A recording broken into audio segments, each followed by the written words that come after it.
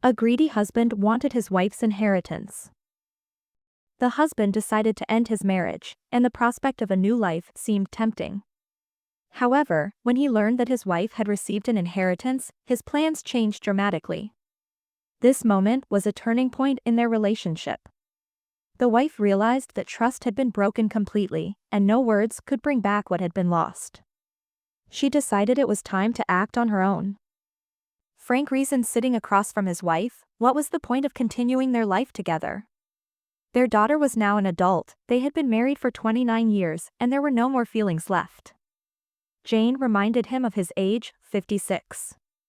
She wondered if he was planning to get a young girlfriend. Frank didn't think that was critical, arguing that 56 wasn't that old.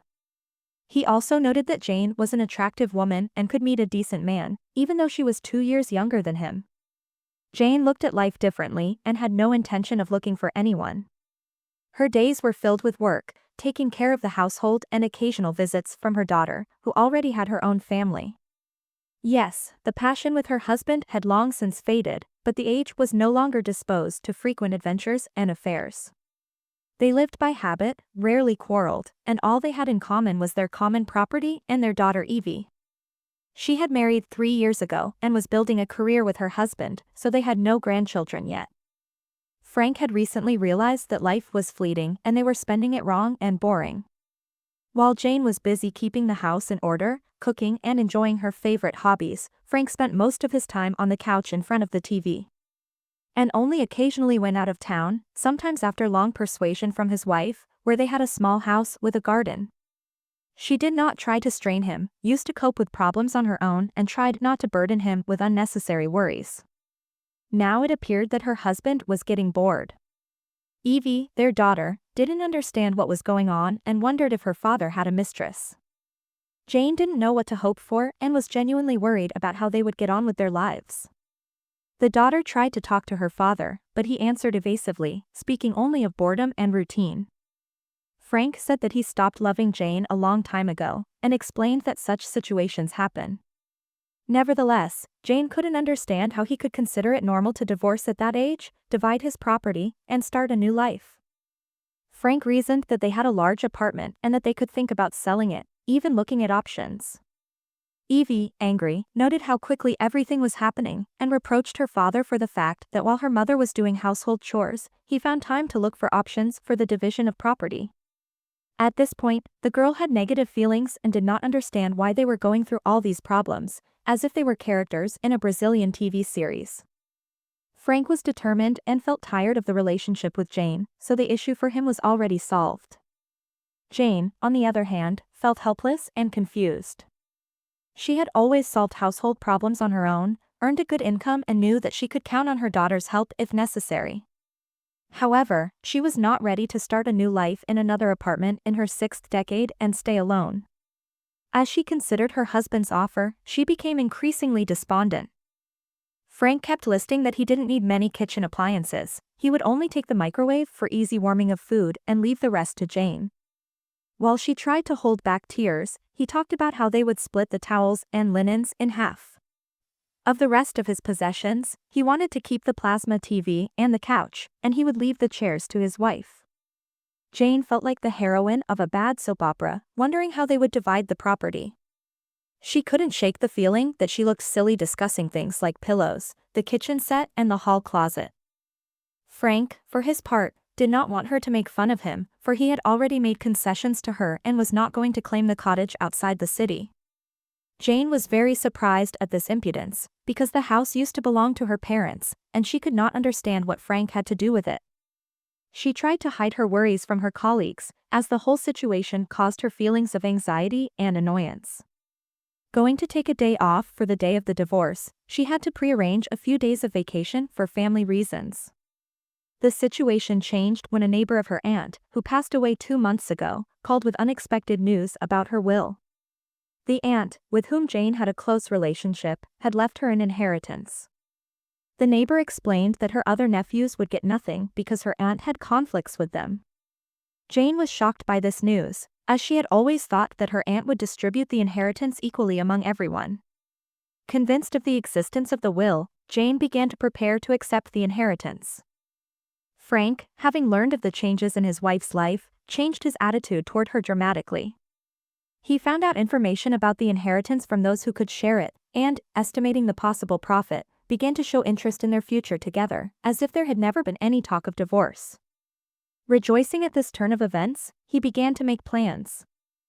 Frank expressed his thoughts about the need for repairs in the new apartment, which they were going to organize with Jane, to which she was very surprised. He explained that the apartment was located almost in the center of the city, and they could make good money renting it out. Frank dreamed of upgrading his car and buying a boat for fishing. He also planned to sell the apartment at any time to get out of financial trouble. Jane, however, reminded him of the divorce and his words about being tired of the routine and longing for a relationship.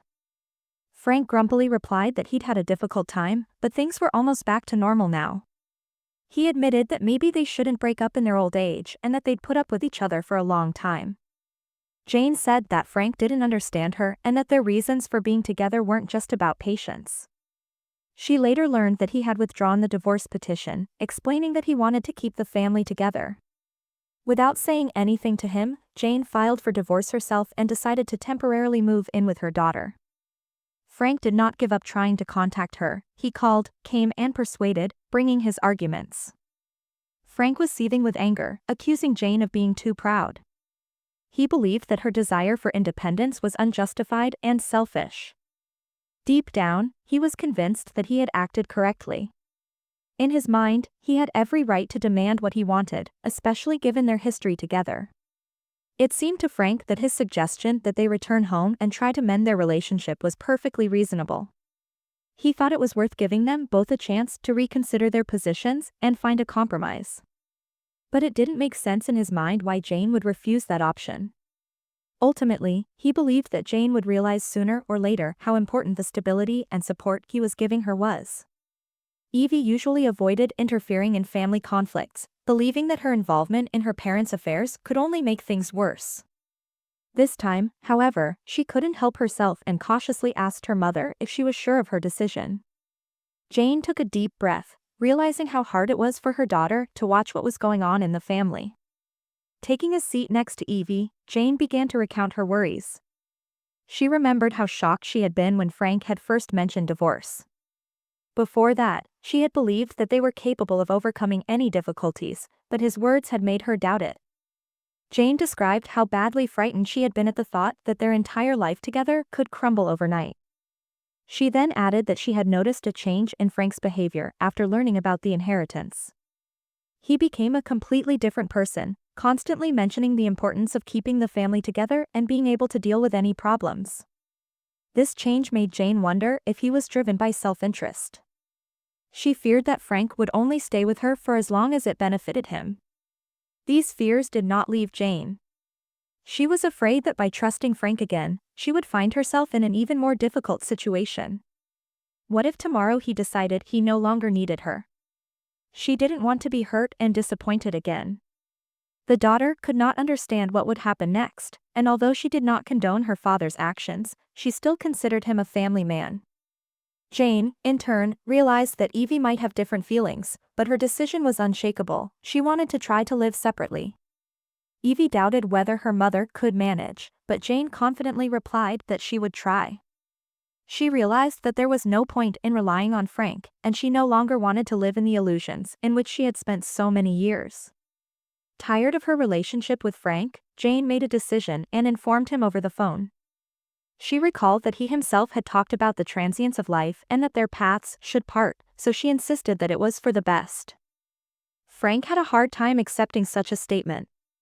He had always considered himself the master of the situation, but now he suddenly felt he had lost control of the situation. His voice became harsh when he accused Jane that after receiving the inheritance it was as if she had turned into a different person, cold and calculating. In his opinion, the money had changed her, made her more rigid and independent.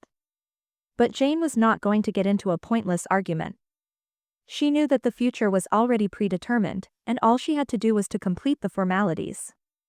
Ignoring his accusations, she simply told him not to forget the date of the divorce and ended this conversation. A few weeks passed and it was finally over. The divorce was formalized and the former spouses went their separate ways. Their separation left a trail of mutual hurt and disappointment, but both knew there was no turning back. After the divorce, Jane was relieved, although at first she had a hard time getting used to being alone. Her days were filled with new worries related to managing the inheritance she had received. It was this busyness, however, that helped to distract her from the painful memories of her past marriage. Beginning to take shape. Their parting left a trail of mutual hurt and disappointment, but both knew there was no turning back.